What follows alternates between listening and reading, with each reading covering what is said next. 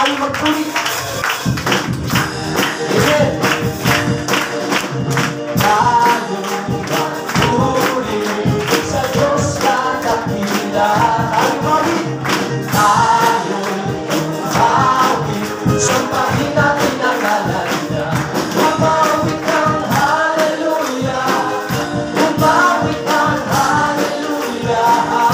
Umawit ng hallelujah. Purihin siya. Umawit ng hallelujah. Umawit ng hallelujah. Umawit ng hallelujah. Purihin siya.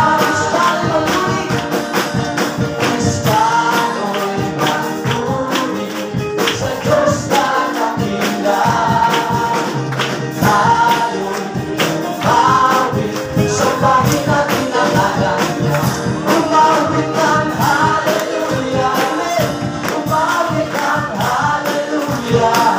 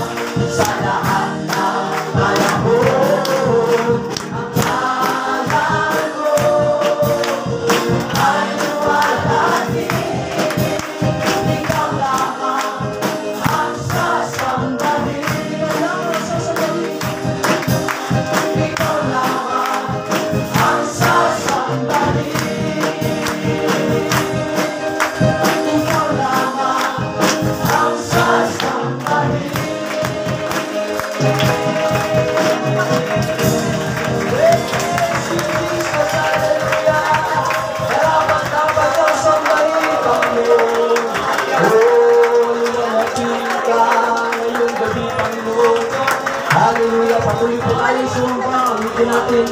The ends of the earth. Hallelujah.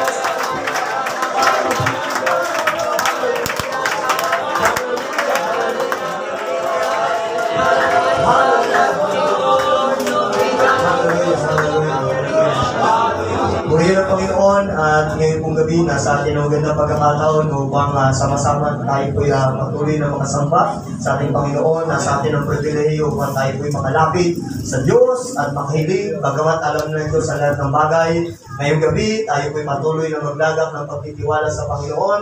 Dalangin natin sa Diyos ang ating po mga pangangailangan sa ating mga buhay bilang mga mananampalataya. Tatagpuin tayo ng ating Panginoon. Kausapin tayo ngayong gabi ng salita ng Diyos. Amen. At atin po sama-sama kilapit sa Panginoon na maging ang kabuang fellowship ng ating pong pinabibilangan mula sa Preston, Arizona. Hallelujah. Pastor, sa ating pong mga leaders sa fellowship, Pastor Greg, Pastor Boyet, Pastor Ernie, mga regional leaders natin. Amen. Luzon, Visayas at Mindanao. Hallelujah. At ang lahat ng sa gabi ito ay may nagdadaos din ng gawain kung revival. Sama natin sa ating panalangin. Ang Diyos ay patuloy na kumilos sa lahat ng kanyang gawain ng pagod ng Diyos at pagliligtas ng Panginoon ng marami pang mga tao sa kanyang iglesia na makakasama natin sa buhay ng pagpupuri at pagsamba ng mga karamdaman natin mga kapatid na patuloy natin pinapanalangin. Lapit natin sila sa Diyos, dito sa lipa, yung ating pong mga pinapanalangin dito, ang patuloy na kalusugan ng Brother Dinos na Turay, kalusugan ng Brother Gus na Annabel, Peter, sa mga kapatid natin, Mr. Daisy, Mr. Kay, Hallelujah, at sino pang maalala natin ng mga karamdaman. Amen, pastor, asawa ng pastor, na alam natin na kailangan ng prayer, taas natin sila sa ating Panginoon. Kung prayer request pa, Sister Nivis, hallelujah, sama natin sa prayer, at Sister Maribig, Diliro, pagkaligin ng ating Panginoon. Hallelujah, so ngayong gabi, ang mga personal needs natin, taas natin sa Panginoon, ang malalangin sa buhay, sa panalangin sa ating taas. Sa ating tayo ng Diyos, hallelujah, sa gabi ito. Minsan pa, pagkatapusan tayo sa panalangin ng Pastor Pedros, hindi na, pastor natin sa Kanawan, amen, ngayong gabi. Pero bago yun, nasa atin ang pagkakataon, simulan natin.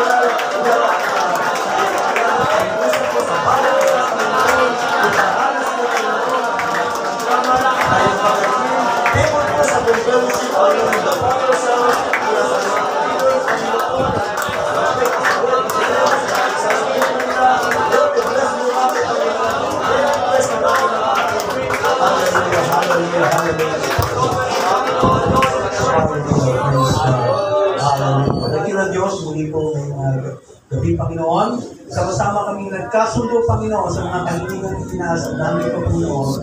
Lord, dinadalanin po namin ang katugunan, Panginoon, ito ay ating tinanggap. At dinadalanin po ang revival ngayong gabi, patuloy pong hihipuin ng mensahe mo, ang bawat isa sa amin. Gamitin mo nga pang yung mga general upang magkaroon kami ng panibagong pagsulong sa misteryo na nagkakatiwala mo sa amin. Salamat po, Diyos, at muli sa namin binabalik ang pinakamataas na pagpuli pagsamba sa makapangyarihang pangalan ni Jesus. Amen! Ang Diyos, tama-tama yan tayo. Kaya umalis sa puso nyo para hindi tayo magkagalawa. Pag ginawin natin ang puso kayo masaya, pag nasama ko kayo sa puso nyo. Amen! Hallelujah! Ang puso ko masaya, pagkasama ko kayo. Sa Diyos lumilipin ang puso ko masaya, pagkasama ko kayo. Sa Diyos lumilipin ang kayo. Ang pagkasan, ang pagkasan namin.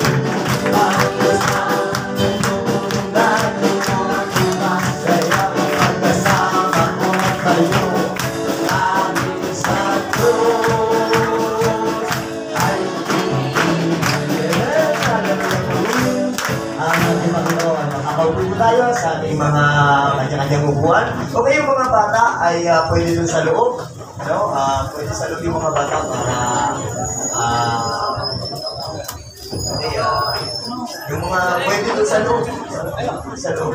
Para makaupo yung mga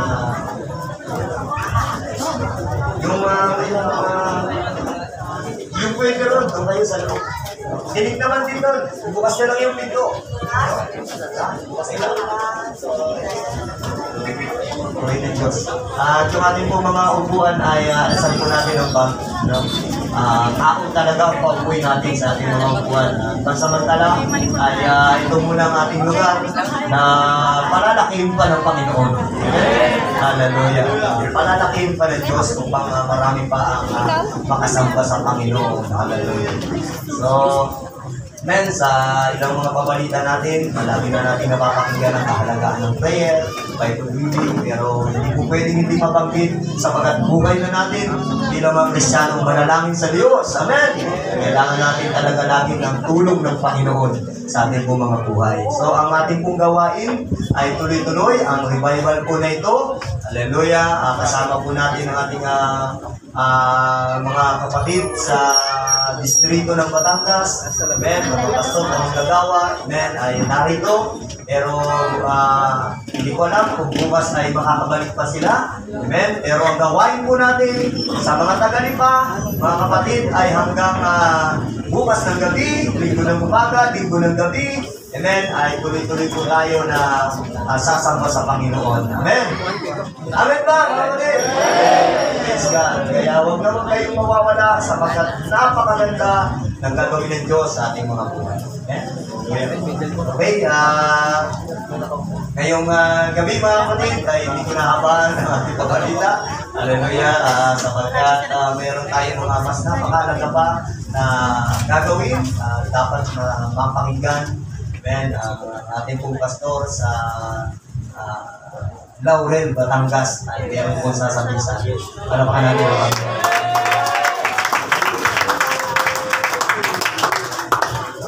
Praise God, Amen. Isang pinagpalang gabi po sa bawat isa. At kung ano pa magagawa, Pastor Mark, Amen. Ang alam ko Pastor, Pastor Idros. Hindi po ako magre-report maghahamon sa pagbibigay, Amen. Salamat kay Pastor Rico sa privilege. Amen. Sa ating mga Bible sa Lucas chapter 19, verse 5 hanggang 9. Amen. Lucas 19, verse 5 hanggang 9. At nang dumating si Jesus sa dakong iyon, ay siya'y tumingala at sinabi sa kanya, Sakeo, magmadali ka at bumaba ka sapagkat kinakailangan ako'y tumuloy sa bahay mo. At siya'y nagmadali at bumaba at tinanggap siyang may tuwa. At nang nakita nila ito ay nangagulong-bulungan silang lahat na nagsasabi, siya'y pumasok na nanunuluyan sa isang taong makasalanan. At si Sakeo ay nagtindig at sinabi sa Panginoon, narito Panginoon, ang kalahati ng aking mga pag-aari ibinibigay ko sa mga lukha. At kung sakaling nakasingil akong may daya sa kanino mang tao ay isasauli ko ng makaapat. Sinabi sa kanya ng Panginoon, at Jesus, dumating sa bahay nito ngayon ang pagkaligtas sapagkat siya ay anak din naman ni Abraham. Amen. Ang bawat nangyayari sa ating pong buhay, maging ang mga bagay na ating pong nagagawa sa kasalukuyan, ito po ay sabi nga resulta, bunga ng nangyayari sa atin. Amen. Katulad na lamang sa gawaing pagbibigay. Sinong naniniwala mga kapatid, tayo ay hindi likas na nagbibigay? Amen po ba? Sino po sa atin ang aamin, tayo po ay hindi talaga likas na mapagbigay? Hindi tayo, hindi ito yung nature talaga natin. Amen. Para magbigay, di ba? Lalo na, tayo man, believer pa, marahil ikaw ay sigurista. Amen. Gusto mo pagbibitawan ng isang halaga, ito ay meron kang mapapala. Dapat may kapalit. Amen. Dapat meron itong makikita akong resulta ng aking ibibigay. So, hindi natin nature ang pagiging mapagbigay. Sabi nga ni Apostol Pablo, kung ano tayo ngayon, ito'y gawa ng Diyos. Amen. Kaya nga sabi ko kanina, ang ating kalagayan ngayon, ito ay bunga o resulta ng pangyayari o ng ginawa ng Diyos sa ating buhay. Amen. Kagaya mo ng ating pag-usapan ngayong oras na ito patungkol sa taong ito na nangangalak sa kayo. Amen. Malimit natin napapakinggan, nababasa ang kanyang kwento. Amen. Na merong kakaibang nangyari sa kanyang buhay. Kung titingnan natin ang kanyang background, kilala siya ng mga tao, isang taong makasalanan. Sabi nga, ay marahil siya yung mandarambong, mandaraya. Amen. Diba? Nung ikaw ay kabataan pa, Hindi ka pa disciple ng daraya ka, di ba? No? Magsusukli, pero hindi mo isasauli sa iyong nanay. Amen. So, kilala siya ng mga tao sa lugar na kanyang kinaroroonan. At sinabi nga nila, bakit si Jesus pumupunta sa lugar na yun? Ang tao yun, gahaman sa pera. Ang tao yun, makasalanan. Bakit siya nakikisama doon? Pero mga kapatid, makikita natin, amen, mamit niya ang ating Panginoon Jesus na bago yung kanyang pananaw pagdating sa pananalapi. Amen. Kaya ang ginagawa po natin pagbibigay o kung bakit tayo nakakapagbigay, ito po yung resulta. Unang-una mga kapatid, so may tatlong bahagi dito. Unang-una, giving is a result of convicted heart. Amen. Ang pagbibigay natin ay resulta ng puso na kumbikta. Amen. Ito ang unang-unang nangyari sa atin bago pa tayo makakilala. May nangangarap sa labas, may nangangarap sa iyong bahay.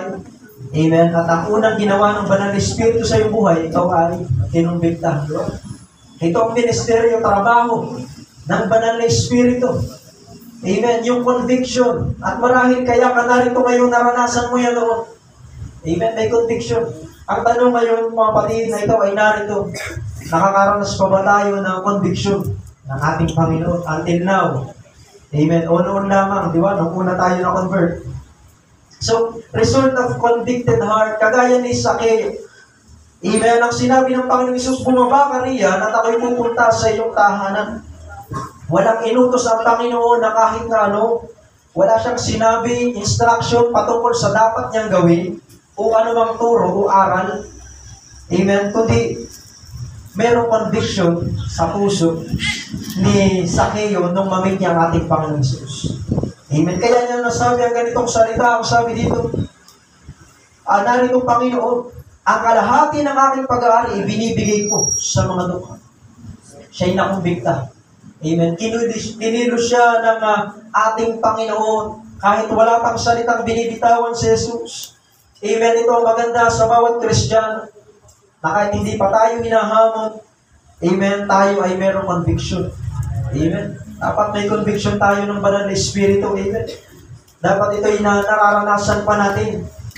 Amen. Lalo na sa ganitong bahagi ng pagbibigay patungkol sa gawain ng Panginoon. Pangalawa, amen, giving is a result of converted heart.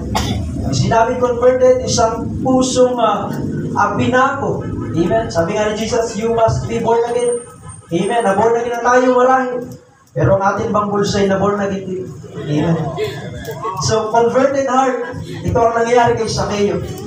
Amen. Hindi lamang siya nakumbikta, kundi siya na-convert sa pananampalataya kay Jesus. Kaya niya nasabi ang ganitong bagay. Sabi niya, ibibigay ko ang kalahati ng kayamanan ko sa mga dukha at kung may nasigil ako may daya, 4 times na ibabalik ko sa kanila. Amen. Pwedeng sabihin ng ibang nakakakita, nagyayabang lang yan si Zacchaeus. No? Pasikat lang yan kasi nandiyan si Jesus. Amen. Pero ang totoo noon, sabi nga, nababasa ng Panginoon ang nasa isip at puso ng tao. Alam ng Panginoon kung tapat ang kanyang sinabi. Kaya mga kapatid, makikita natin tunay na na-convert itong si Zacchaeus. Amen. Kaya mga kapatid, ang bunga ng converted heart, tayo ay magagawa nating magbigay kasi binago na tayo ng Panginoon. Sa larangan ng pananalapi, binago na tayo. Dati wala tayong pananampalataya, ngayon may pananampalataya na tayo. Amen. Dati wala kang tiwala. Ano kaya pag nagbigay kaya ako? Tunay kaya ito? Pero nung ikaw ay na-convert, meron ng faith. Amen. Kaya ni Abraham, may uncertainty, pero meron siyang faith. Amen. Ihahandog ko ito kasi alam ko, ang Diyos naman na magbabalik nito. Amen. Nagawa niya ihandog si Isaac na kanyang anak dahil sa pananampalataya. Kaya ang converted heart, may pananampalataya. Amen. Mula sa pagiging greed, siya'y naging generous. Amen. Ito ang nangyari sa buhay ni Zacchaeus. At pangatlo, mga kapatid, giving is a result of committed heart. Isang pusong nakatalaga. Sabi ng Apostol Pablo tungkol sa mga taga-Macedonia, kung bakit nila nagawa sa kabila ng paghihikaw, sila'y nakapagbigay, naging kabahagi pa rin. Pero sabi doon, ibinigay muna nila ang kanilang sarili sa Panginoon. At pagkatapos ay sa amin. Amen. So isa sa dahilan, bakit tayo makapagbibigay dahil tayo committed. Amen. Kaya mahalaga yung salitang commitment. Kapag may commitment ka sa church na yung kinabibilangan, ang bawat isa atin dito, nasa iba't ibang church, amen. Pag tayo nagkatipon dito ngayon, kung meron kang commitment, Magagawa mong magbigay, magandang hindi lamang ngayong gabi, kundi sa lugar na yung kinaroroonan. Amen. Kasi resulta yun ng puso na nakatalaga. Amen. Pag sinabing nakatalaga sa Panginoon, hindi na ang gusto mo ang mangyayari o ang susundin kundi ang gusto na ng Panginoon. Sabi nga ni Paul, hindi na ako nabubuhay sa sarili ko, kundi si Kristo ang nabubuhay sa akin. Amen. Dahil ito ang resulta, amen, ng puso na itinalaga sa ating pong Panginoon. Kaya mga kapatid, sa ating pong Panginoon, sa ating pong ginagawang pagbibigay, amen, ito po ay resulta na kung sino tayo ngayon, ito'y dahil sa ginawa ng Diyos sa buhay natin. Amen. Pinago tayo ng Diyos, hindi lang sa kasalanan, sa bisyo, ano pa man, kundi sa larangan ng pagbibigay. Kaya mga kapatid, sa ating Panginoon, tayo po ay maghahandog sa ating dakilang Diyos ngayong pong gabi. Amen. Kagaya na nga pong nabanggit, ito ay resulta, amen, ang ginawa ng Diyos, tayo naging mapagtalaga, amen, binago ng Panginoon ang ating puso. Tayo ay maghahandog ngayong gabi, panalangin natin ating gagawin pagbibigay. Praise God, tinatawagan ko po ating tagaligo. Amen. Praise God. Tayo po sa madaling iba po. Praise God. Dakilang Diyos, banal na makapangyarihan sa lahat. Maraming po salamat sa pagkakataong ito sa ministeryo ng pagbibigay. Kaya nalangin ko po Diyos ang bawat isa na magkakaloob, ibalik ko po na maraming beses sa pangalan ni Jesus. Amen. Kung tayo pinagbibigay, awitin natin ang We Bring the Sacrifice.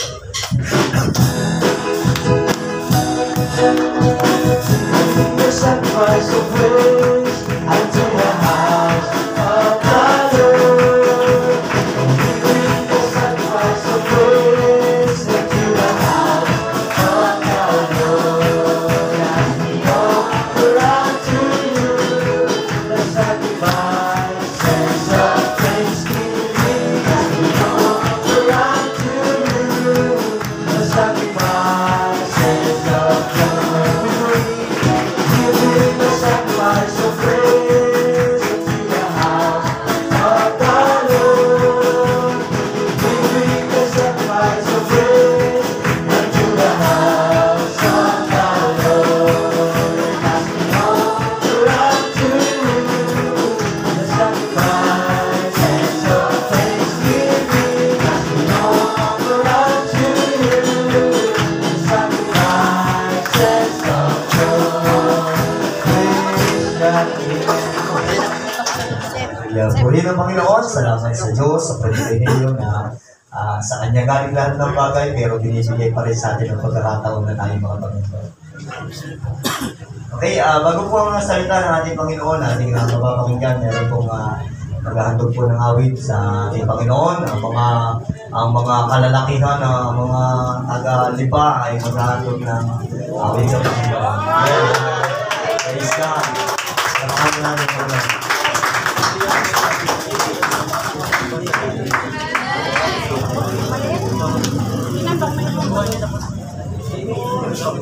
Walang meron po.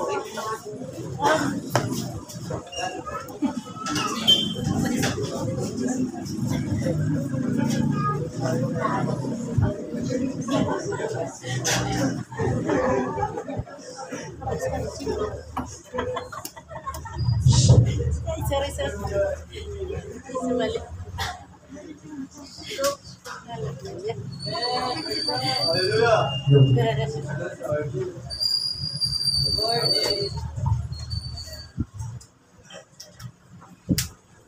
Praise God, sabi ng Diyos, pag-uuli sa atin sa akin. Habang ako ay simulan ako ay niligtas ng ating Panginoon at pag-uuli sa ating buhay. At sapagkat ang pagpapala ay dumadali sa aking buhay, at lalo higit sa lahat ng biyaya ay patuloy na natili sa buhay ng bawat isa sa atin. Kaya habang tayo po ay nagpapatuloy sa ating Panginoon ay wala na pong mahihiling pa natin sa ating Panginoon, kundi siya ay purihin at pasalamatan ang ating Panginoon. Kaya ang mensahe ito, pakinggan nyo.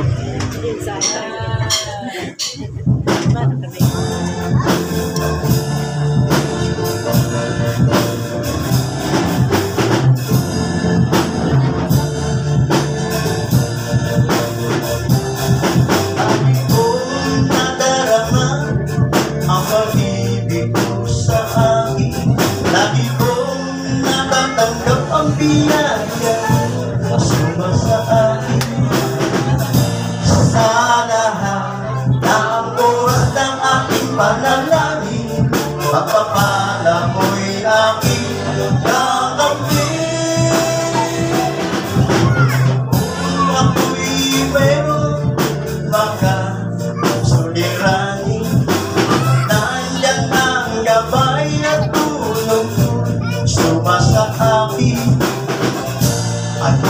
pa ba ang aking mahihiling? Pag-ibig ko'y lagi kong kapiling. Ang lahat ay iyong binigay, ang kailangan ng aking buhay. Salamat, Panginoon.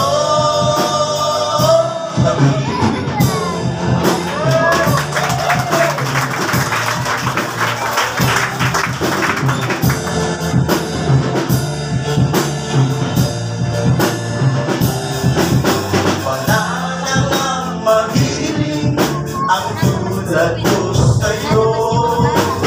Ang lahat sa buhay ko'y ibibigay mo. Higit lalo ang kaligtasan na kapito. Walang mahihiling ang tulad ko. Ang lahat ay iyong binigay, ang kailangan ng aking buhay. Salamat, Panginoon, sa pag-ibig mo. Salamat, Panginoon, sa pag-ibig mo. Salamat, Panginoon.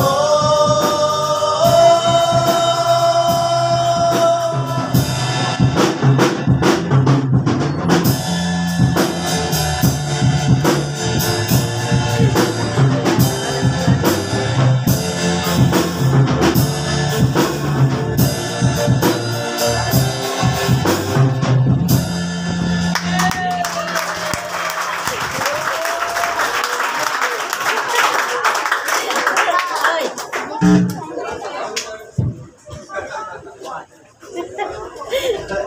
Kinabato ka kayo? Amen. Hallelujah po rin ng Diyos. At tunay sa Panginoon, wala na tayong may hiling. Amen. Hallelujah. Pero pwede ka bumili, pero kung isipin mo, sabi mo, pag nasa iyo na si Kristo, lahat na nasa iyo eh. Amen. Hallelujah. Kaya napakagandang mensahe ng awit at ang isang pinakamagandang mensahe pa na ating mapapakinggan ay managpapay ang salita ng ating Panginoon. At mapalad tayo sapagkat tayo po'y pinagbigyan ng lingkod ng Diyos upang tayo po ay bahagian ng salita ng ating Panginoon. Kaya nais ko pong ipakilala sa inyo ang ating pong bisitang mangaral. Hallelujah. Na totoo pong sobrang busy rin dahil meron din po siyang iglesia, malaking iglesia ang pinangungunahan at may mga anak na iglesia. Pero pinangunahan po niya tayo sa Rosario sa Bibi. Amen. Ang ating pong pastor, kasama natin at meron po siyang napakahalagang sasabihin sa atin. Salamat sa ating mga bahay. Palpakan natin ang Panginoon na pag-ibig natin. Pastor Seth.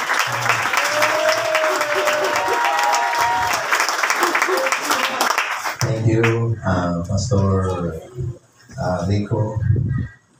Pastor kasi yan. At maging sa kanyang may bahay, Sister Eunice. Sa mga kapwa ko pastor na narito, maging kay Pastor Bernie, magandang gabi sa inyo lahat mga kapatid. At magsama-sama tayo sa gawain ito, tulungan tayo ng ating Panginoon. Sa mga taga-lipa, alam kong i-bless pa kayo lalo ng ating Panginoon. Punta ko dito kanina, sabi ko, para yata mauto sa inyo ang lugar na ito eh. Amen! Wala namang imposible sa Panginoon. Amen? Maganda ang location mga kapatid. Sa inyo pong mga Bible, Genesis chapter 6 verse 8, ganon din 1 Peter chapter 3 verse 12, dalawang talata lang na maikli itong isa, basahin ko lamang po mga kapatid. Datapwang si Noe ay nakasumpong ng biyaya sa mga mata ng Panginoon. But Noah found grace in the eyes of the Lord. Sapagkat ang mga mata ng Panginoon ay nasa mga matuwid at ang kanyang mga pakinig ay sa kanilang mga daig. Ngunit ang mukha ng Panginoon ay laban sa mga nagsisigawa ng masama. Yung first phrase lang or sentence sa English, sabi doon, for the eyes of the Lord are over the righteous. Tayo po ay sandaling manalangin ngayong gabi, humingi tayo ng biyaya sa Panginoon.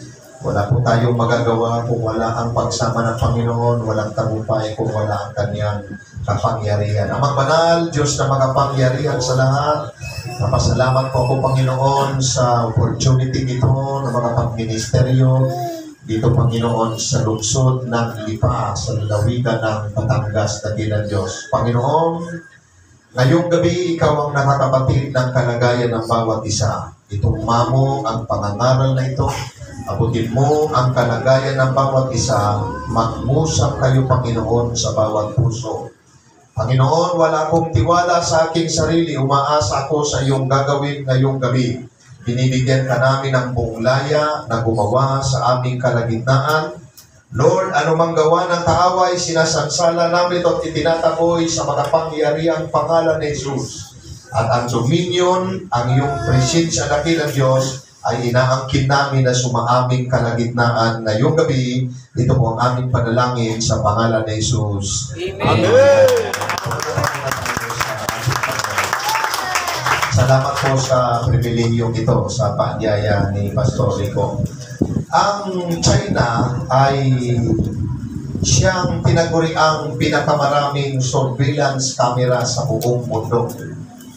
Tinataya na mayroong mahigit 200 million surveillance camera sa buong bansa na ang plano pa nila ay magdagdag maging sa mga susunod na mga taon. At sa pag-aaral sa 150 na world most populous cities ay ang China ay namumuna o nag-dominate niya yung top 20. Hindi man siguro yung buong 20 most populous cities in the world, pero yung 20 doon ay na-dominate nila yon. At ang isang lugar na tinatawag na Taiwan, hindi ko alam kung tama ang basa ko niyan, pero ayun lang sa spelling na ating nakita dito, ay nangingibabaw ito sa listahan na mayroong 117 cameras every 100 inhabitants. Meaning, more than 1 camera every 100 person. At ayon sa ulat, dahil dito, ay sinabi ng mga Chinese na mas dama nila na sila ay secured at ligtas sa anumang mga violenteng paggalaw o krimen. Kaya, bagamat sabi naman ng ilan ay binabanggit na ito naman ay ginagamit din maging ng party. Ito po yung sa government na sinasabi nila ay pinoprotektahan ito. But generally, mga kapatid, walang politika, walang anumang issue. Pag pinag-aralan natin sa panahon natin ngayon, kapag ang isang lugar maraming CCTV, o kapag ang isang lugar mayroong camera, lalo't alam ng tao, mga kapatid, malaking porsyento na makokontrol nito ang crimes, safe ang mga mamamayan, may peace and order ang lugar na yan, at kung sakaling mayroong irregularities, ito ay madaling masusolve.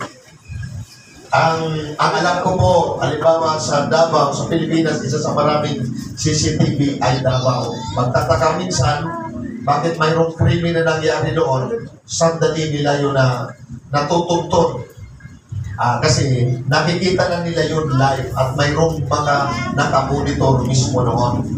At dahil doon, malaking possibility na ang isang lugar na halos binabantayan sa bawat anggulo ng mga kamera, ay malaking possibility na ito ay mas masaya, mas payapa, at madaling uunlad ang ganung lugar. At of course, makawiwilihan ang puntahan ng mga turista at dandayuhin ito maging ng mga investors. Maging sa ating sarili, kung tatanungin tayo, na kahit alanganing oras, dadaan ka doon sa lugar na yan, alam mong mas safe o if ever man na mayroong mangyaring hindi maganda, madaling matitrace ang naganap na hindi maganda dahil alam mong mayroong CCTV doon. Tingnan po natin ito sa espiritual. Kung alam mo lang na may nakatutok sa iyo na kamera ng langit, magiging panatag ka at masaya. Alam mo na ikaw ay secured. Amen. At alam mo na kita ng Diyos ang iyong ginagawa. Alam mo na ang mabuti na iyong mga pagpapagal ay mayroong paboryon sa Panginoon. Kaya makukuha mo sa magitan ng mga nakatutok na kamera ng langit, makukuha mo ang biyaya sa paningin ng Panginoon. Kaya ngayong gabi, nais ko pong mangaral sa paksang biyaya sa mga mata ng Panginoon. Grace in the eyes of the Lord. Ang tao ngayon sa mundo, mga kapatid, kapag may problema at makita ka, bukas pangalawa, chinismis ka na. Pero kapag ka ang mata ng Panginoon, ang kamera ng langit ang nakatutok sa atin, mga kapatid, tiyak yan mayroong protection at mayroong pagpapala dyan. Tingnan po natin ang unang bagay ngayong gabi. Ang mata ng Panginoon ay nakatingin sa lahat ng tao. The eyes of the Lord sees all the sons of men. Dahil kahit po tayong mga mananampalataya, may mga panahon na tayo ay nanghihina. Sino po ang naamin doon? At kahit Kristiyano tayo at mga alagaan, kahit pa tayo ay mga ngaral, may mga panahon din na para bagang kung maaari lang pwedeng tumigil muna at magpahinga. At kung hindi tayo ganon, masigit ka pa pang kay Pastor Wayman Mitchell. Sa kanyang interview, sabi niya, ilang bisis naisip mo rin gumipa. Ang sagot niya ay mabilis many times. Napaisip ako doon mga sabi ko, tama ba yung sagot niya? So, sa pag-analisa ko maging sa aking sarili, yung magsasabing hindi mo yun naisip, hindi mo yun naramdaman, sa aking sarili binasi ko yun, hinayan lang pala tayo, no? Then may mga panahon na para bagang mayroon pa talagang nangyayari sa ginagawa ko. Nakikita pa talaga ng Diyos, mayroon bang kahihinatnan ang ginagawa ko ito? O di kaya naman sa mga hindi pa mananampalataya, o di kaya bago kayong nakakadalo, sinusubukan mo lang na makinig ng salita ng Diyos, totoo ba kaya na ang Diyos ay nakakarinig at tumutugon sa panalangin? Totoo ba kaya na nakikita ng Diyos ang kalagayan ng tao at mayroong hustisya sa kanyang harapan? Mga kapatid, mga tulong sana ang salita ng Diyos na ito na gusto kong sabihin sa inyo, oo, kita ng Diyos lahat yan. Amen. Walang nakakalagpas sa harapan ng ating Panginoon. Kaya ano man ang ating nararamdaman, mga negatibo minsan na mga feelings, o mga minsan parang pag naiisip natin na pag-ayaw o sumuko, mga kapatid, batid ng Panginoon ang iyong eksaktong kalagayan. Psalms 33:13, sabi po ng banal na kasulatan, ang Panginoon ay tumitingin mula sa langit, kanyang minamasdan ang lahat na anak ng mga tao. Wala pong nakakaligtas sa mata ng ating Panginoon. Amen. Sa NIV ang pagkasabi, from heaven, the Lord looks down and sees all mankind. Pero magkakaroon pa man, napapaisip din tayo na titingin na lang ba ang Diyos sa nagaganap sa mundo? Wala ba siyang gagawin sa mga gumagawa ng kasalanan? O magkaminsan kasama na pinapanalangin natin na kailan kaya ang Diyos kikilos sa mga taong nakagawa sa akin ng mali?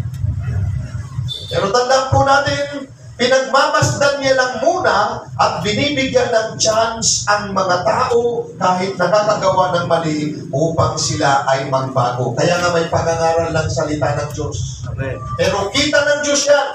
Hindi natin pwedeng utusan ng Diyos na hatulan sila o iganti ka kaagad para maging masaya ka at maging ang ibang tao mas alam ng Diyos ang kanyang ginagawa.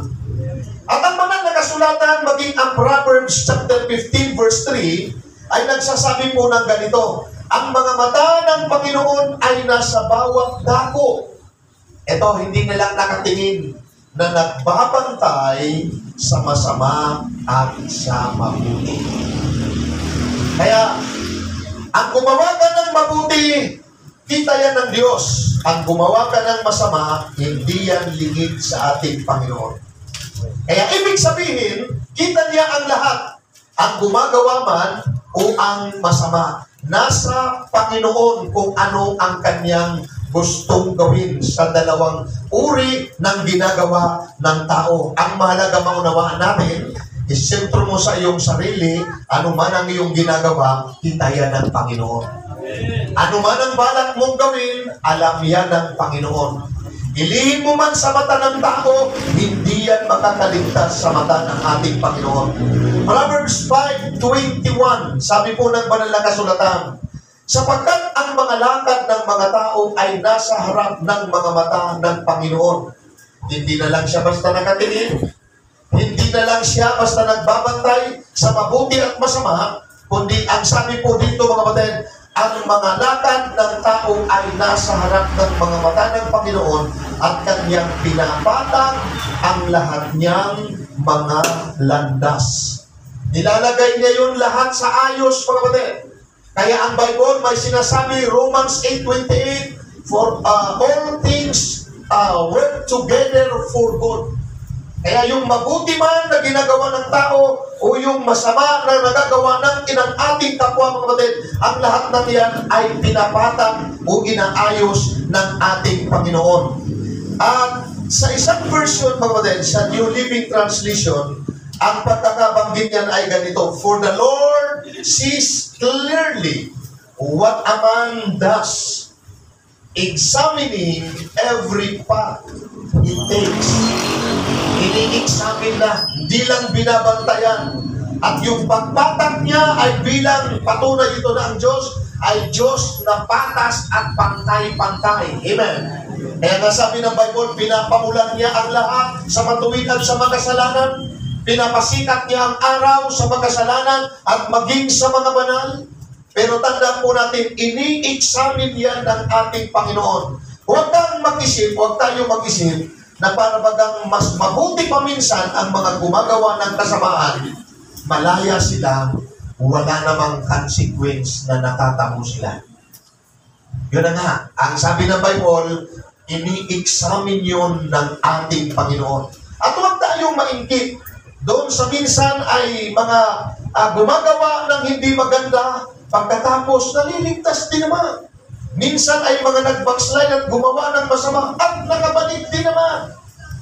Pero gusto ko pong sabihin sa inyo, mas may direction tayo na naglilingkod, lalo na kung ikaw ay mananatili, ano man ang parang rough road ng ating buhay, pinapatag yan lalo na ng Panginoon. Simple lang ang logic doon. Kung yung masama dumarating sa puntong nakakakilala sa Panginoon, kung yung nag-backslide ay nabibigyan ng Diyos ng pagkakataon na manumbalik, eh pinalo ka na kung mananatili kang matapat. Amen. Pero yung mga tila negatibong pangyayari sa'yo, proseso lang ng Diyos yun na hindi natin alam yon at huwag mong pakialaman yan, baka lalong masira ang plano ng Panginoon. Diba? Kapag may magagandang plano yung ating magulang, pag mayroong magandang plano yung coach at biglang mayroong mga nakianak, kapag mayroong kang magandang mga plano doon sa laro mo, sa chess na yan, pagka mayroong na biglang sinabing, mali, yung isa, ganawin mo. Nagugulo yung plano. Amen, mga kapatid. Kaya, di tayo makakatulong sa mga pamamaraan at plano ng Panginoon bakos, baka bigla pang magulo yun. Hindi natin pwedeng pagdudahan ng Diyos na parang hindi niya nakikita ang iyong pagpapagal sa ministry. Pinoproseso lang tayo kung matagal man o madali ang paraan o ang panahon kung paano at kailan tayo magtatagumpayan at pagpapalain. Ilagay lang natin lagi sa kamay ng ating Panginoon yan. Ang mga talatang ito na ating binasa sa unang puntos na ito ay patunay ng Diyos ay laging nakamasid sa atin. Kita niya ang mabuti nating ginagawa at may gantiyan sa takdang panahon. Batid niya rin ang ating mga hinaing, mga kabigatan, mga kalungkutan, mga problema. andyan siya nakamasid, handa siyang tumulong sa atin. Amen. Pero wag niyong kalitaan, kita niya rin ang mga lihim na kasalanan na iyong inilulusot. Alam niyo ng Panginoon. Ang iniisip natin na, okay lang naman, wala. Hindi. Matibyo ng ating Panginoon. At siyempre mga kapatid, alam niyo yung lalim ng passion natin sa paglilingkod, yung ating burden sa mga kaluluwa, kung paano natin gustong lumago ang gawain ng Panginoon at sumulong ang karya ng Diyos, alam ng Panginoon yon. Sa tamang panahon, gagawin ng Diyos ang pinakamabuti sa atin. Kasi may naunawaan ako, na pagka ang mabuting ginagawa natin, bigyan kagad ng Panginoon ang reward, baka ma-overwhelm tayo, baka magmalaki tayo, hindi mo ma-appreciate na gawa ng Diyos yun. Tanda natin, nakikita ng Diyos ang lahat ng mga nangyayari. Pangalawang bagay, bigyan po natin ng pansin. Ang mata ng Panginoon ay nakatuon sa mga matutuwid. Hindi na lang po nakatingin, hindi na lang nakamasid. Nakatuon, nakapokus. Mayroon po tayong kasabihan na iba raw ang tinitignan kaysa tinititigan. Amen. Diba? Yung mga kabataan, kahit yan tumitingin sa karamihan, pero mapapansin mo talaga, mayroon talagang tinititigan yan. Kaya nga nagkakaalaman kung sino yung crush nila, di ba? So, ganun din mga kapatid, ang Diyos po, nakatingin yan sa buong mundo, pero mayroon niyang pinagtutuunan. Mayroon niyang tinititigan. The eyes of the Lord is focused upon the righteous. Kaya ko po'y naniniwala na ang mata ng Diyos ay nakapokus ito sa mas matuwid. May mga ilan po tayong mga appreciation sa Panginoon na iba rin dito ganong nakikita ng iba, lalo sa ibang mga mananampalataya. Pero tayo mo din, makita mo dapat yung nakikita ng Diyos at yung ginagawa ng Diyos kung paano tayo pinagtutuunan ng pansin. Yung ating pong malimit na pag-uusapan na ang fellowship, oo, hindi kilala. Paminsan, pag nagsimula ang mga pastor, parang hindi ka nga kumbinsido. O minsan, ikaw na pastor mismo, parang di ka nga rin kumbinsido. Di ba?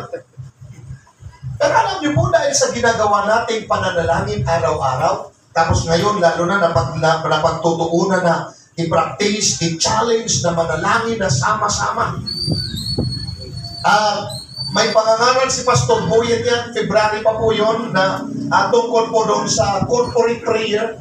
Na sabi niya, di nyo ba napapansin niya na sa mundo natin na 24 hours, di ba, iba-iba mga kapatid yung oras niya?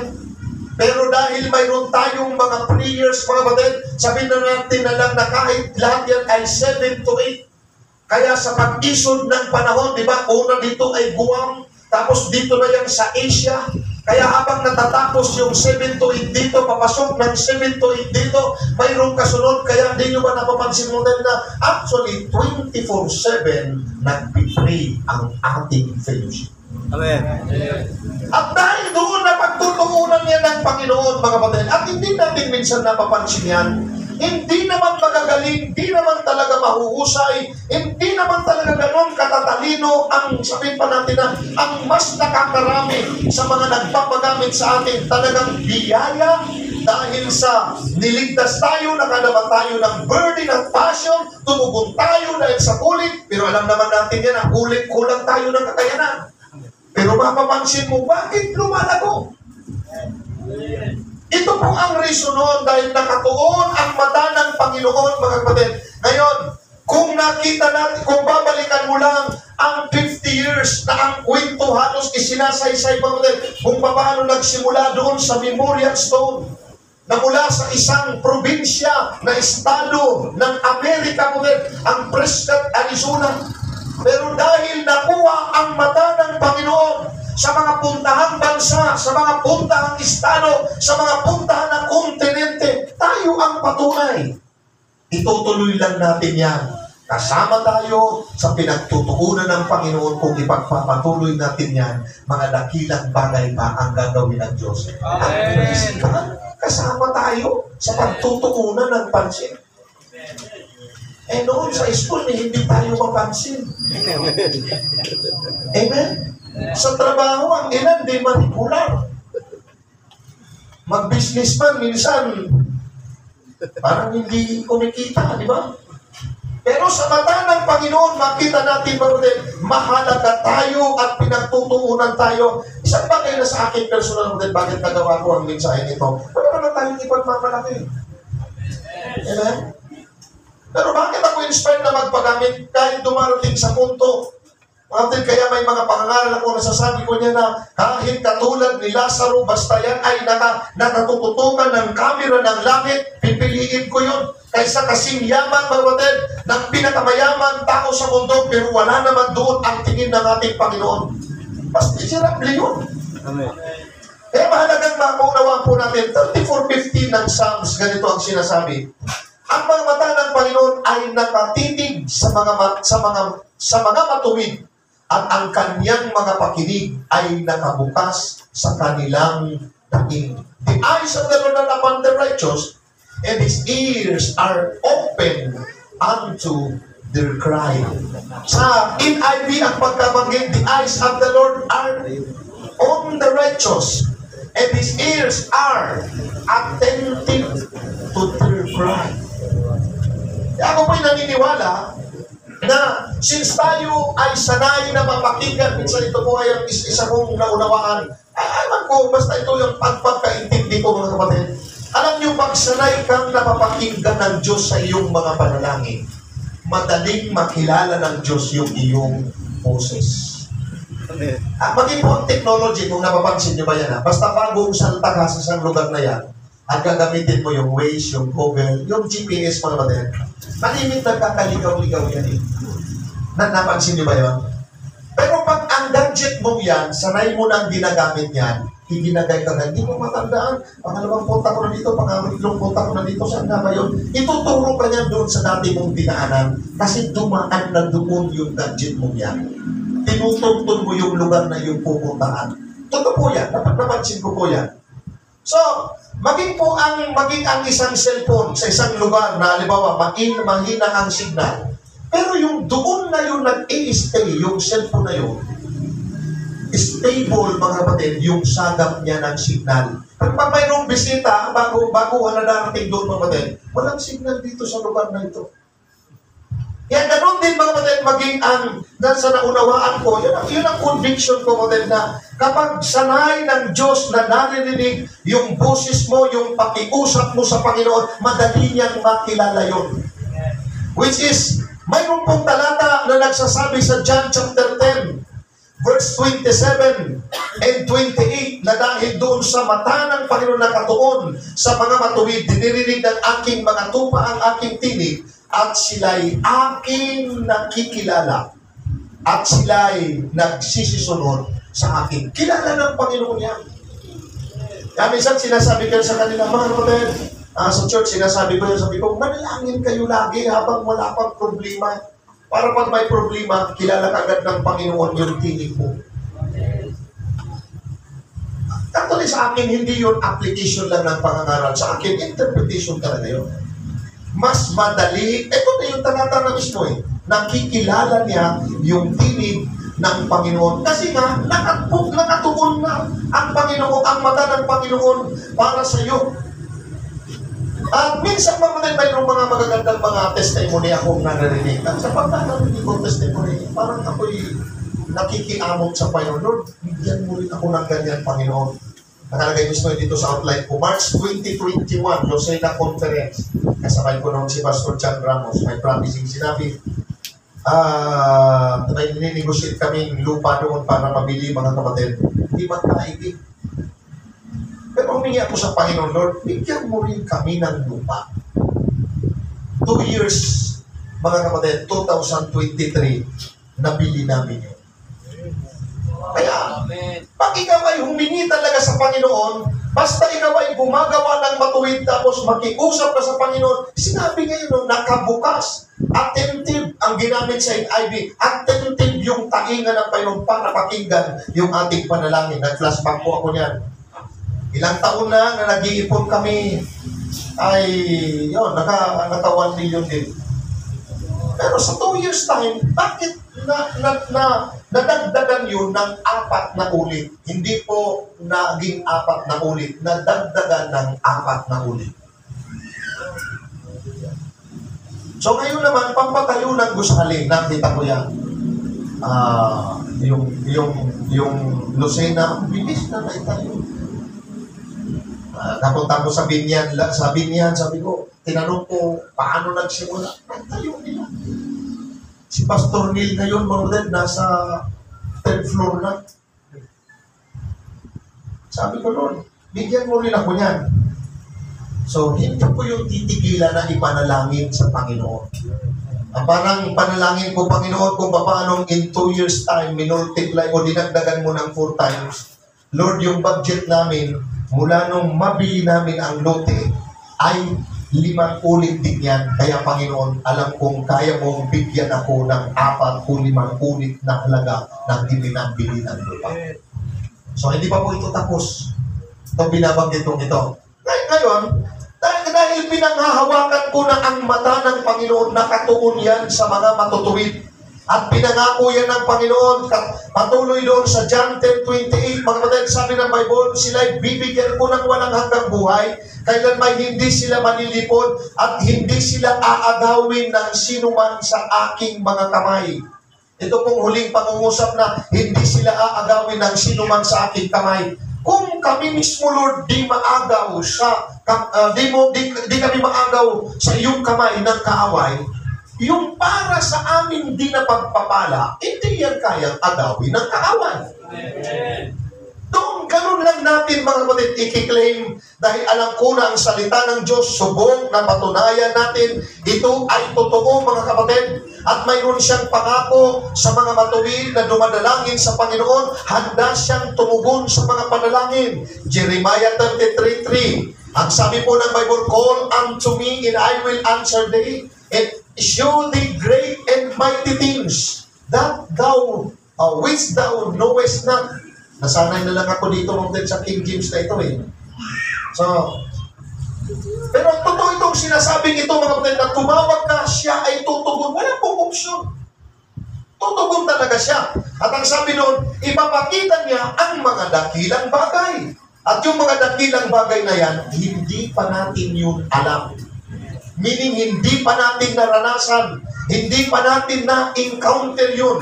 Kayang ipagkaloob yan ng ating Panginoon sapagkat nakahanda lagi siyang magbigay ng ating mga request. Kapatid, lahat tayo mayroong mga kahilingan. Pag estudyante, gusto yan makapagtapos. Amen ba? Amen. Kapag nakapagtapos na, gusto yan makapasa sa board. Yung mayroong mga board exam. Tama ba ako? At yung mga nakapasa na sa board o di kaya ay nakapagtapos nga ng pag-aaral, ang gusto niyan matanggap sa trabaho. Kaya ibigay lahat ng Diyos yan. At kapag ka nakapagtrabaho sa mga binata, sa mga kabataan muna ito ang hahangarin naman yan, Lord, gusto ko makapag-asawa. Ibibigay din yan ng Panginoon. Ang turo nga lang na narinig ko kay Pastor Frank, ikaw lalaki, humanap ka ng kamukha mo. Ganun lang daw, mga kapatid, para talaga ibigay ng Diyos. Sabi niya, yung hinihingi mo kasi, sobrang ganda para sa'yo. Kaya kung nagtataka ka, ba't ako din binibigyan ng Diyos na mapapag-asawa? Hindi kasi kamukha mo yung hinihingi. Hindi ko alam kung ma-open ang mga kadalagahan kung ganun din, mga kapatid. So, alam niyo, maningatan natin ang damdamin ng mga kababaihan, di ba? So, kaya, hingiin mo yung talagang para sa'yo. John chapter 15, verse 7. At kung itutuloy po natin, 7, pero bago natin basahin yan, ganun din, mga disciple. From genuine conversion, makakadama ka ng kaibang enthusiasm sa paglilingkod. Amen ba mo din? Basta genuine convert ka, makakadama ka talaga ng enthusiasm. Iba talaga, enthusiastic ka talaga tuwing dadalo. At basta ganon ang iyong conversion, bibihira mo ang hindi makakadama ng calling. Amen? Bibihira ang hindi makakadama ng calling. Since ako naman ay Christian galing sa ibang mananang, sa ibang church, mga kapatid, na nangarap na magpagamit, pero parang hindi na mangyayari. Ang panalangin ko na lang, bahala ka na, Lord. Ang akin naman mo din, nung una kong mapakinggan sa discipleship na pwede pala na magpagamit ng buhay, nung una kong marinig mo din na pwede palang gamitin ng Panginoon, ibang sigla yung naramdaman ko, ibang pag-asa mga kapatid, yung parang nasa harapan ko, na ayaw ko na itong palagpasin. Pero sa pagpapatuloy na gusto mong matupad ang plano ng Diyos, may mga struggle dyan, amen? And then may mga panahon pa yan na parang iisipin mo, mali yata yung naramdaman ko noon. Mali yata yung naisip ko noon. Mali yata yung response ko noon. Tandaan natin, humingi lang tayo sa Panginoon. Kaya niyang ibigay yung ating mga kahilingan. 15:7 ng John, kung kayo'y magsisipanatili sa akin, may kinalaman po yung pananatili. Amen. Sabi dito, at ang mga salita ko'y magsipanatili sa inyo. May kinalaman yung salita ng Diyos na pinananatili mo sa iyong puso. Ay hingin ninyo ang anumang inyong ibigin at gagawin sa inyo. Of course, giving po yan mo din na hindi ka hihingin ng salungat sa kalooban ng Diyos. Amen ba? Kasi baka mayroong mga ilan na, kahit pala anong hingin. No. Giving yan na ang hingin mo dito, kalooban ng Diyos. Diyos ang kausap mo dyan eh. Imposible naman na humingi ka dyan ng hindi maganda. Matthew chapter 7 verse 7, ang sabi ng Bible, ito po'y sigurado na pinapangako ang Panginoong Hesus mismo may sabi dito, magsihingi kayo, kayo'y binigyan. Magsihanap kayo, kayo'y makakasumpong. Magsitugtog kayo, at kayo'y pagbubuksan. Sa personal pagpunit ng mga paghingi sa Panginoon, totoo talaga yan. Makikipag-usap ka lang talaga sa Panginoon. Alam mo naman tayo, ang mga testimony na nakikita natin na nangyari pa, parang imposible. Yung mga karanasan, di ba? Na sila ay humingi at pinagpala ng Panginoon. Kahit gamitin natin yung salitang inggit, lagyan mo lang ng spiritual na parang, spiritual na inggit, Lord, gusto ko rin maranasan yan. Pagkataimtim kang manalangin at makipag-usap sa Diyos, kayang ipagkaloob yan ng Panginoon. Doon po sa word na binanggit doon na examine, may talata tayong nabasa doon sa unahan na examine every path he takes. Minsan sa mga kahilingan natin, ini-examine lang muna yun ng ating Panginoon. Ano bang purpose ng tao nito? Bakit gusto niya magtagumpay kaagad? Ano ba ang plano ng tao? Ano ba ang damdamin ng tao ito? Bakit gusto niya agad makuha yung pagpapala? Ano ba talaga ang pinakamalalim na damdamin ng taong ito? Bakit gusto niyo agad magbunga ng mga alagad at magkaroon ng mga lalaki at babaeng tatayo babalikan para sa kanya? Yun po yung naunawaan ko na ini-examine muna yun ng Panginoon. Totoo itong Biblia, pero ini-examine niya ng ating Panginoon. Amen? Para bagang kailangan mong improve muna yan sa Panginoon. Sa pag-apply sa trabaho, kahit gaano kaganda, ka-qualified yung nakalagay doon sa resume mo. Di ba? Yung height mo, yung itsura mo, yung attainment mo, bakit mayroon pa rin interview? I-examinin ka. Amen ba? Bakit mayroon pa rin exam? Malay mo ba kung pinagawa mo sa recto yan? Yung diploma. Tama? At magdadaga ka, hindi lang isang interview ang dadahanan mo. May final na interview. And sometimes mayroong another exam. So, mahalaga mga na maunawaan natin na ini-examine naman kahit nakatuon ng Panginoon sa atin. Ito'y mahalagang maramdaman natin kasi wala pong pastor na ayaw lumago ka agad ang ministeryo. Tama po ba? Wala pong pastor na ayaw na magkaroon tayo ng mga alagad at mga kamanggagawa.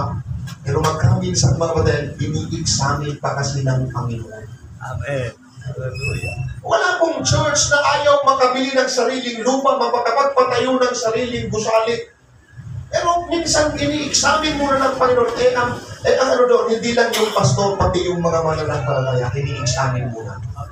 Maliban sa ang Diyos ang mas nakakaalam. Kaya po, ano man ang iyong kahilingan, kahit wala ng duda, seryoso ka talaga. Payagan mo lang ang Panginoon na examine. Magki-claim ng benefits ang isang anak o apo ng tibaw. Bakit ini-examine pa niya? Amen? At mahalaga na muna nakatuon ang mata ng Panginoon.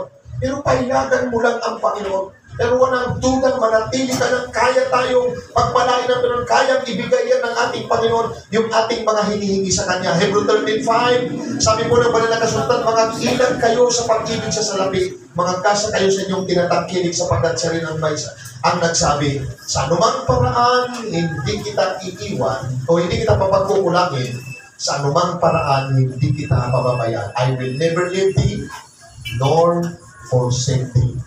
Nakatuon lagi ang mata ng Panginoon. Kayagan lang natin na examine tayo ng Panginoon. Pangatlong bagay, gusto ko bigyan ng pansin. Ang mata ng Panginoon, kasama ng kanyang mga kamay, ay handang tumulong at magpala sa iyo. The eyes with the hands of the Lord is willing to help and bless you. Isaiah 59:1, mga kapatid, sabi ng Bible, narito ang kamay ng Panginoon ay hindi umiksi at hindi makapagligtas, ni hindi man mahina ang kanyang pakinig na di makarinig. Andito na yung kamay ng Panginoon. Kung imagine niyo po yung mga talata natin, tapos yung points na yan, ganyan po yan, parang in-internalize na ramdaman. Parang nakamasid lang sa kalahatan, parang CCTV lang. Alam niyo naman, mayroong CCTV na i-adjust yan, napufocus yan. Tama? Kaya pagka mayroong ibang galaw, pupukusan mo yun. Parang ganun din ulit sa ating mga buhay. Tuloy lang tayo sa paglilingkod, tuloy lang tayo sa ministry. Tinitingnan niyo lahat ng tao. O ilan man ang population sa buong lipa o sa bayan na ating kinaroroonan, nakatingin ang Diyos doon. Pero kapag may galaw tayo, ulit na kaiba, nag-i-evangelize tayo, nagpapaluwag tayo, nagtatapat tayo, nagpe-pray tayo araw-araw, nakatutok sa atin yung camera ng langit na yan. Then finally, ang kauli-uli niya mo din, maging ang Diyos, yung kamay niya ay mismo aabot doon sa ating mga kalalagayan. Ito pong teksto natin, Genesis chapter 6, verse 8, na dito na unawaan ko nga na, alam nyo sa paglilingkod talaga sa Panginoon, hindi rason ang kapaligiran. Hindi dahilan ang sitwasyon, mga kapatid. Hindi pwedeng maging exemption yung mga taong mga nakapaligid sa atin na gumagawa ng negatibo, mga kapatid. Kundi nakadepende talaga sa iyo at sa Diyos yung kanyang pagkilos. Itong 6:8 mga ng Genesis, ano natin ang kalagayan dito? Matinding kasamaan ng paligid, mga taong nakapaligid kay Noe. Pero sinabi ng Diyos, may clean talata, pero profound ito mga. But Noah found grace in the eyes of the Lord. Pero masama yung kalagayan. Nasimple lang sa ating buhay paglilingkod, kung may persecution man sa ating pamilya, wala yan kaysa dito. Eh kung doon kumilos ang Diyos, nakasumpong ang sinuwi ng biyaya, lalo na tayo ngayon. Amen? Sa ministry natin, mga kapatid, kung mayroon man mga struggle, ay mas matindi noon sinuwi. Kaya sa aking pagpapastor, sa aking buhay Kristiyano na unawaan ko yan, wala tayo pwedeng idahilan para hindi magpatuloy. Amen. Wala tayong dahilan para tumigil sa katapatan ng Diyos. Walang dahilan para hindi mo paniwalaan na ang Diyos sa takdang panahon na iplinano para sa iyo ay kaya kang pagpalain ng Panginoon. Amen. Yung isa pang teksto natin, yung 1 Peter chapter 3 verse 12. Of course, sulat ito ni Apostol Pedro sa mga Kristiyano sa panahon noon. General epistle kasi ang kategori nito doon sa klase ng mga sulat sa banal na kasulatan. Meaning, ito ay randomly sulat niya ito sa lahat ng mga Kristiyano sa buong mundo. Saan man ito makarating, sino man ang abutin ito. Nagsabi po ng banal na kasulatan, sapagkat ang mga mata ng Panginoon ay nasa mga matuwid. Kasi alam niyo po, sa panahon na yun, para bagang nasaan ang Diyos. Si Nero na nananasa sa persecution, pinapapatay ang mga Kristiyano, pinupusik ang mga disciple, kinakalagkat ang mga Kristiyano. Diba? Parang nasaan ang Panginoon? Eh sa totoo lang, sometimes pag mayroong ganon din tayo mga persecution, napapatanong tayo, Lord, Fedor, nakikilos. Panginoon, nakikita mo ba kami? Lord, di mo ba kami pagtatanggol? Pero sabi mo dito, sa banal na kasulatan, at ang kanyang mga pakinig ay nasa kanilang mga daing. At ito mga kapatid, ngunit ang mukha ng Panginoon ay laban sa mga nagsisigawa ng masama. Hindi ang Diyos natutuwa doon. Kaya lang, yun nga yung kanina nabanggit ko na, una binibigyan sila ng chance para magbago sila. Pangalawa, tinitingnan din tayo kung paano tayo magpupursige. Pangatlong, pinuproseso ng Diyos yung ating buhay. Amen. Hindi natin pwedeng tanggihan yun mga. Pero ako, nakita ko to, napatunayan ko yan. Medyo mahilig ako mga sa mga kwento. Halimbawa, pag pinag-aralan mo yung si Pablo Escobar, sa ano po yun, sa South America. Oh, grabe ka mga pangyayari, grabe influensya, grabe yaman. Nagsusunog literally ng dulya para lang mahinitan yung kanyang anak sa panahon ng winter. Grabe. Pero tingnan mo yung ending ng kanyang buhay. Sa Pilipinas, mayroong mga tawid yan. At sa tagal ng aking pangangaral, pinabalaman sa akin ang mayroong pag-gano'n dyan. Huwag mo nang banggitin, baka mamaya may kamag-anak yan dyan. Hindi mo din. Pero alam ko, tatakbo sa inyo. May nakilala niyan, sa Mindanao, ilang dekada na sila ay talagang may kapangyarihan. At kasubali mo kung mayroong mga kaibigan, mayroong mga kamag-anak doon, ay hindi natin sila sinisirahan. Kundi yan ang history na ganap. Pero nag-end yung kanilang buhay. Sa minsan, isang hindi magandang pagtatapos. Kaya minsan napapatuon tayo doon sa mga mayayaman, mga pangyarihan, may influence, hindi. Kung alam mo lang ang lungkot ng buhay ng mga yan. At mayroong mga taong nasadlak na doon, gustong magbago, gustong umalis doon. Ang totoo niyan, tumuloy sila o umalis para yung mamamatay na rin lang sila. I-appreciate natin na yung kayang gawin ng Panginoon sa atin, laging mas higit mga kapatid sa mga taong hindi naglilingkod sa Diyos. Amen. At yung tila hindi magandang nangyayari sa atin, mga kapatid, nakuha ko kay Pastor Glenn Clark yung principle, mga kapatid, na ang pinakamasamang kalagayan ko sa buhay na naglilingkod sa Diyos ay hindi ko ipagpapalit sa pinakamasayang buhay nung ako ay wala sa Panginoon. Dahil ang prinsipyo nun, di na yung ganong in-explain ni Pastor Glenn, sa paulit-ulit niya, bakit ganun na mas hindi niya ipagpapalit? Sapagkat sa panahon na ng pangalala ng kalagayan mo at kuhanin ka ng Panginoon, umamatay ka, ligtas ka. Amen. Pero yung pinakamasayang bahagi ng iyong buhay na wala ka sa pagkamay ng Panginoon, kung kinuha ka noon, impyerno ka. Kaya paghahawakan lang po natin yung salita ng ating Panginoon. Anyway, mayroon pong pangungusap ang Panginoon na kailangan lang natin matutunan kung alam mo na nakatingin ang mata ng langit, kung alam mo na nakatitig ang mata ng ating Panginoon sa mga matutuwid, kung alam mo na maging ang kamay ng Diyos ay handang tumugon at pagpalain ka ng ating Panginoon, anong gagawin natin? Lumapit lang tayo lagi sa ating Panginoon. Ang Matthew 11:28, malimit pong ginagamit natin sa evangelism yan, di ba? Magsiparito sa akin kayong lahat na nakapapagat na bibigat ang lupa at kayo'y aking mapagpapahinga. Pero pag pinag-aralan mo, sa mga Israelita ito. Amen? Na equivalent, Galatians 3:29, spiritual mga kapatid na Israelita, tayong mga Kristiyano. Noon, mga Israelita kausap dito, na backslider lang tayo ang mga Israelita. O maybe sa time na yan, may mixed din na ibang citizen. Pero pag pinag-aralan mo ito, hindi talaga ito actually sa mga Gentiles pa. Then si Jesus tinawag para sa mga Israelita.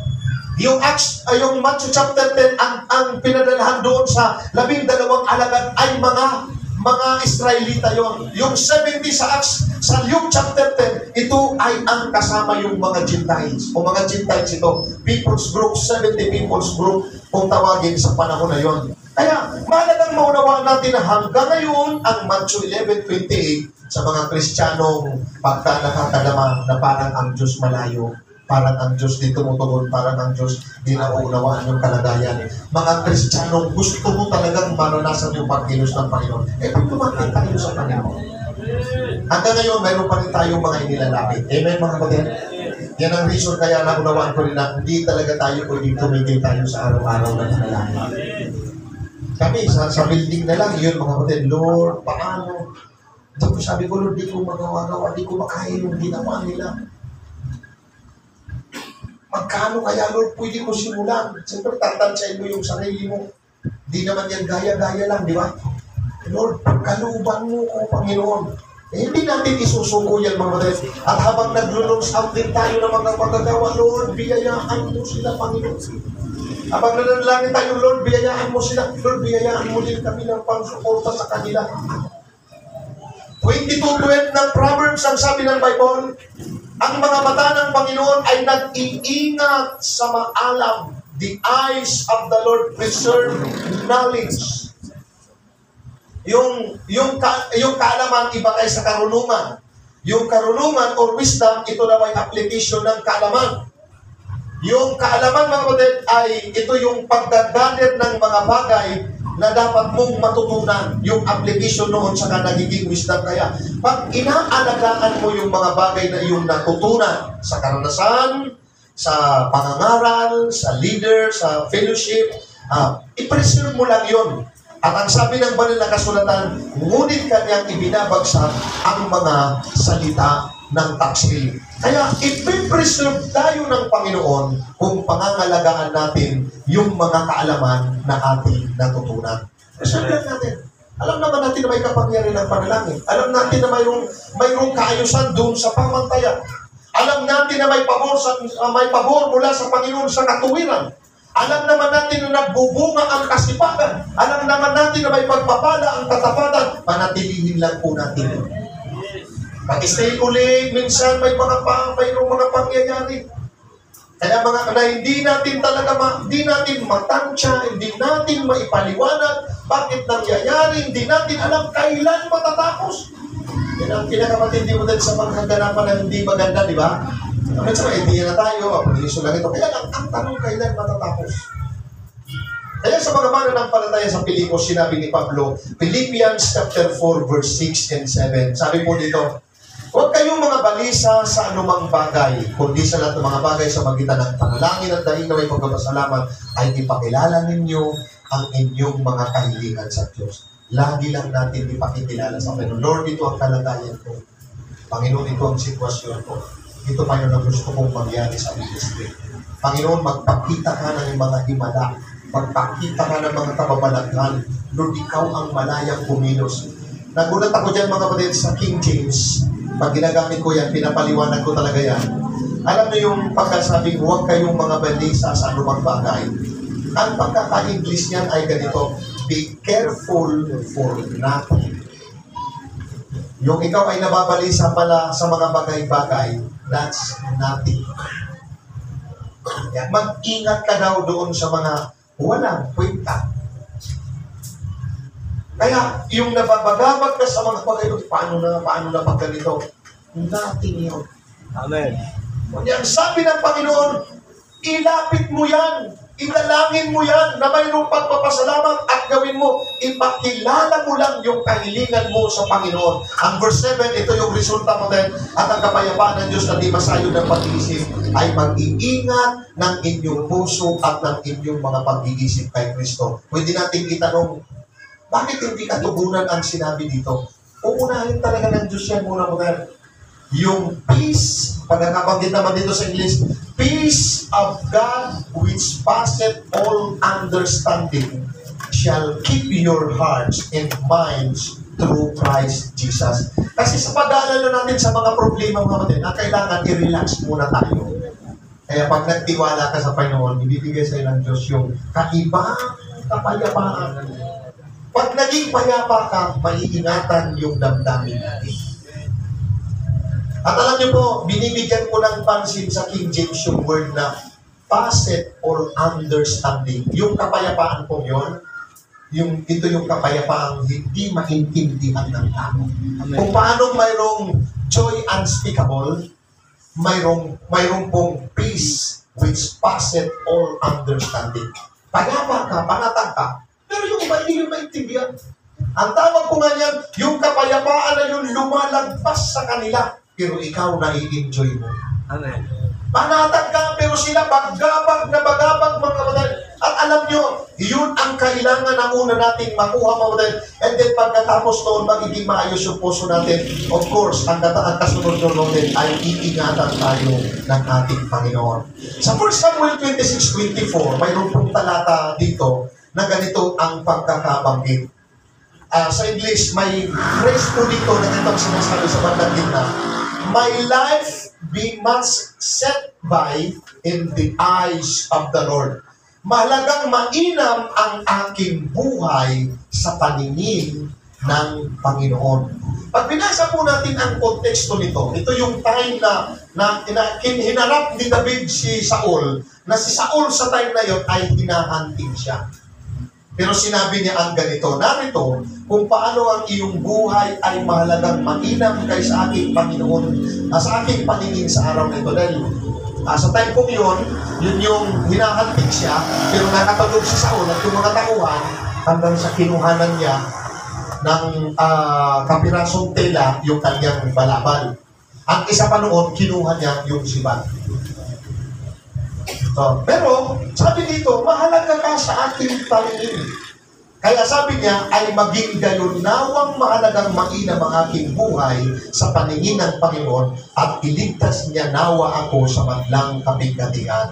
Ito mga rin ang tinutukoy dito ay may kinalaman kung kumusta ang damdamin mo sa ibang tao. Walang nakakaligtas sa mata ng ating Panginoon. Ito kung tutusin po, dinanggantihan ni David. Bago niya sinabing mahalagang mainam ang aking buhay sa paningin ng Panginoon, ay binanggit niya muna mahalagang mainam sa aking paningin sa araw na ito, yung kanyang buhay ni Saul. May mga tao mo din na hindi tayo gusto, hindi natin ibig yung kanilang mga ginawa. Pero andiyan mo na, hindi naman tinatulad ng Panginoon. Ayusin mo yung tingin mo sa Kanya. Dahil nagiging hadlang yun ng tamang tingin mo sa Diyos. Kapag inayos mo yung tingin sa mga tao na nasa paligid mo, iaayos ng Diyos ang tingin mo sa mga kayang gawin ng ating Panginoon.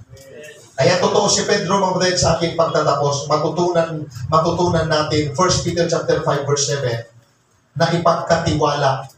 Ang mga version, mga kapatid, minsan tinutuntun natin. Mayroon mga nagiging ibang kapahayagan. At sa ngayon dito, kung magtatapos ako, hindi ko alam po ang inyong mga kalagayan. Gaano kabigat ang iyong problema, ano ba ang iyong struggle na kinakaharap, ano ang status ng iyong pananampalataya, nanghihina ka ba, o kung ano pa man ang mga negatibong kalagayan.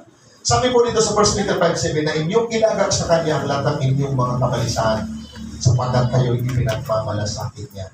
Pagkat mo yan, alam yan ng Panginoon. Bahala ang Panginoon dyan, pagkatiwala lang natin.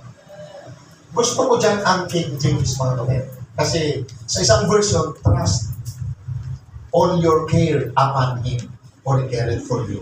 Pero sa King James, ang maganda dyan ay casting or cast. Itapon. Iitcha mo. Kaya alam nyo mo yung mga hindi magagandang mga bagay na papangilan lang sa atin, iitcha mo na yan sa Panginoon. Amen. Nandyan siya pinagmamalasakin. Nakatitig siya sa lahat. Nakatitig siya sa matuwid. Pero ang kanyang kamay ang gumalaw. Ang nagpala sa mga tao ng Diyos. Palakpakan po natin ang praise God. Hallelujah. Hindi ko alam ang inyong mga kalagayang. Hindi ko alam bakit ito ang in-impress sa akin ang pagkalamin sa akin. At alam ko yan, nabanggit sa akin ni Pastor Rico na ito po ay may mga ibang mga churches na narito, mga pastor. Panalangin ko, Lord, hallelujah, kausapin mo sila. Praise God, hallelujah, hallelujah. Praise God. Ngayon pong gabi, nais ko po magpakasakali sa ating kalagitnaan bago ako malawagan dito sa harapan. Mayroon po bang first timer ngayong gabi sa ating kalagitnaan? Hindi ko alam ang iyong kalagayan. Baka ikaw ay mayroong mabigat na problema, mabigat na suliranin. Gusto kong sabihin sa iyo, alam ng Diyos ang iyong kalagayan. Handa ka nagtulungan. Hindi ko po makita niyo sa kamay. Mayroong first timer, o kung may alam po kayo, bisita ngayon dito, ay isamahan po natin sa panalangin natin. Okay? Kung wala po mga kapatid, Tumayo tayong lahat, bubuksan po ang harapan, mga kapatid, bago natin awitin yung isang awitin mamaya ng Holy Spirit. Di mo alam kung saan ka kinausap ng Panginoon, di mo alam kung anong kabigatan mo, di mo alam kung anong problema mo. Alam ng Diyos ang damdamin mo. Bukas na po ang altar, warang tayo ng lugar.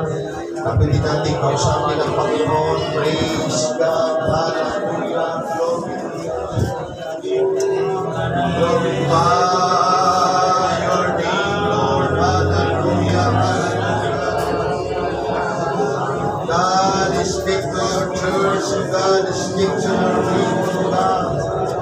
Touch in your hearts, God, hallelujah. Hindi po nakilang Diyos ang bawat damdamin ng mundo, ang kalagayan ng bawat kaugan ang malayang maglabayan, Panginoon, hallelujah. Itukman niyo ang magbanal ang iyong mga salita sa kalagayan ng bawat isa, Panginoon. Mag-usap kayo sa mga kapwang kumanggagawa, Lord, sa mga disciple na nagpagal para sa iyong karya.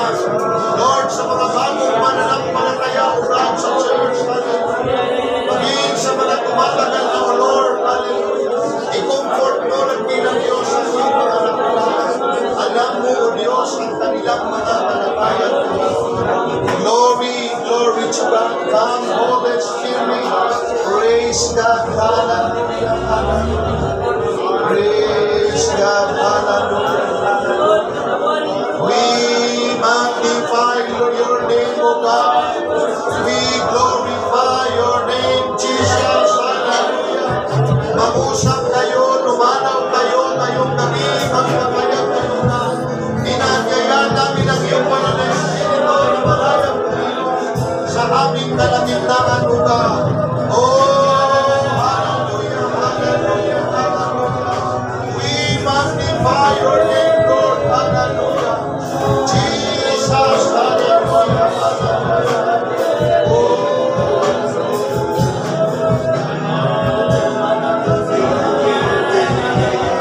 your power. Yes, oh God, hallelujah. Ang ministeryo kayo sa aming kalagitnaan, O God. Yes, O Lord, hallelujah.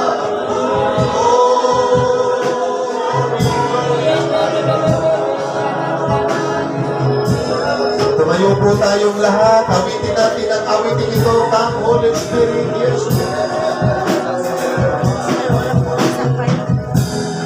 come, Holy Spirit.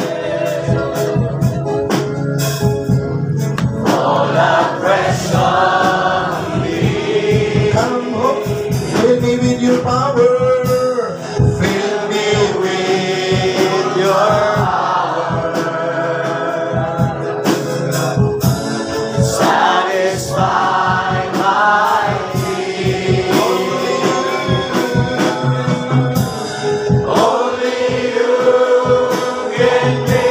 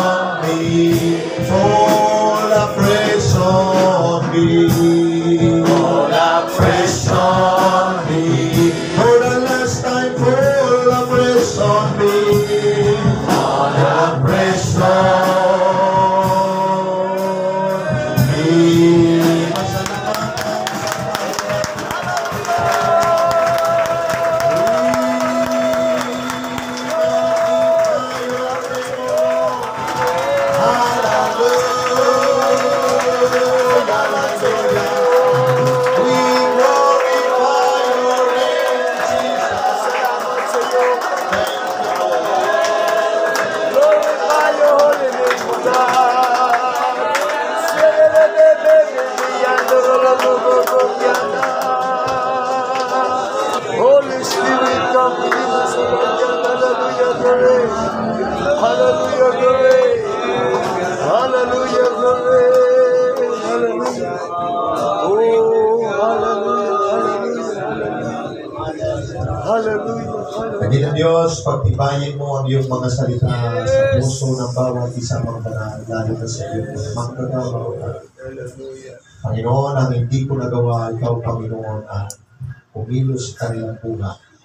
Ang panalangin ko, Lord, ipagpatuloy mo itong gawin sa bawat isa sa kanilang Diyos. Sinisilihan namin ngayong gabi ang iyong mga salita na mangyari sa bawat isa sa amin. Ito po aming panalangin o dahil sa pangalan ng Jesus. Amen. Binigay ko po sa ating pastor.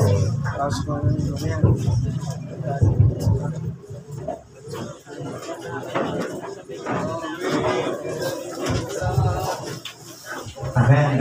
Makaupo po kayo. Mga sandali, mga kapatid. Amen. Siyempre, doon sa may mga upuan lang. Doon sa walang upuan, huwag kayong umupo. Puri ng Panginoon. At bago po tayo mag-iwalay, may konti po dyan tayong sasalsagal. Huwag na po kayong malis sa inyong upuan. Abot na lang po sa inyo para hindi tayo magkagulo. Tawagin po mga pastor.